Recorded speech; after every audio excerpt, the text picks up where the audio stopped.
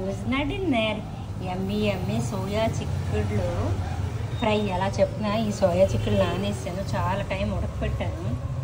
అయినా కూడా చాలా టైం అంటే బుగ్గిపోయి చక్క ఉడికిపోయి, ఇందులో ఏంటో మరి ఉడకలేదు, అంత బాగా ఉడకలేదు. ఉడకపోతే శుభ్రంగా మిక్సీ చేసి ఇలా ఫ్రై చేశాను. అంటే పచ్చిమిర్చి అదే మరేమీ వేయలేదు. ఇగటి ఇలా బాగా ఫ్రై చేసి ఇందులో కొబ్బరి వేసి తినేద్దాం అనుకుంటున్నాను.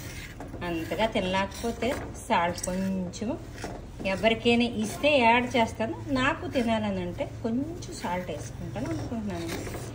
యమ్మీ సోయా చిక్కుళ్ళ ఉప్పిండి రెడీ. బాగుందా? తించుదామా? పర్లేదు, నాట్ సో బ్యాడ్. ఏంటి బాధ.